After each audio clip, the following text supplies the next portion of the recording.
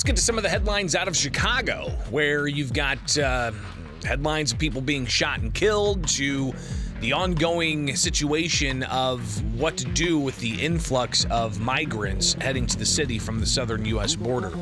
Back at it. Good morning. It is Springfield's Morning News. I'm Greg Bishop on 92.7 WMAY, Springfield's News and Talk. And you can always chime in live and local at 217-629-7970. Now, Chicago is a good, 200-plus miles away from Springfield. It's been a while since I've driven up there. It takes typically about 3.5 hours, depending on traffic.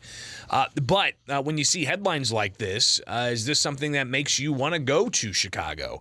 And I know that, listen, you can always see these things in a vacuum by just seeing these headlines. It doesn't necessarily point out all the good things that are happening in Chicago, but it's hard not to see these and really feel and have some empathy for what people are having to experience in certain parts of the city.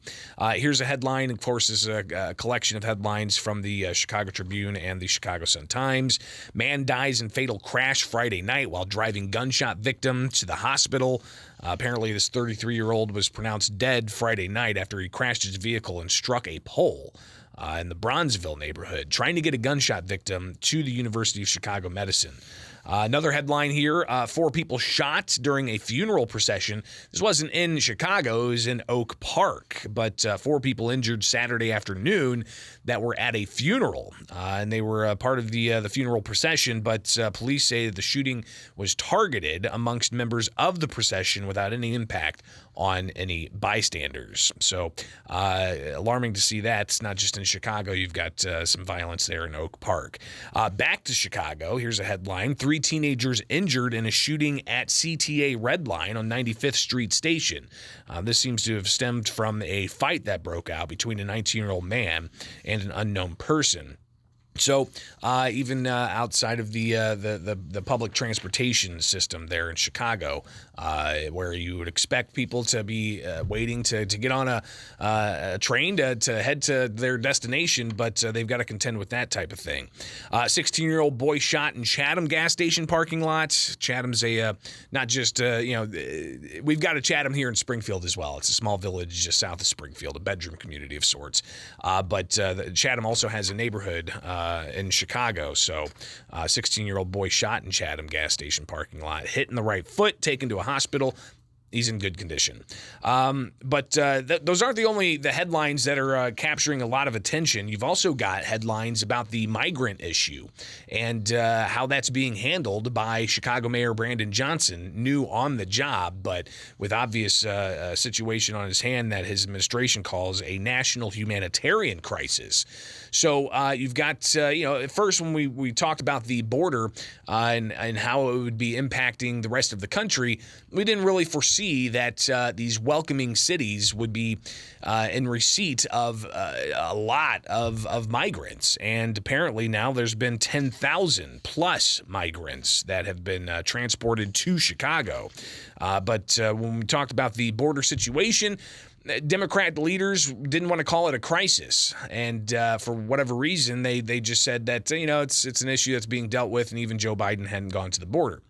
Well, obvious it's at crisis levels now because of the transporting of these migrants to places like Chicago.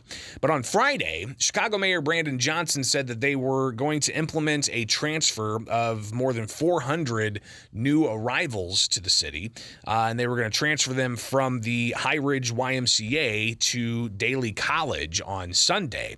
And they said that relocation was going to provide similar resources that a lot of other migrants are already receiving, and to get them out of being housed at police stations in Chicago.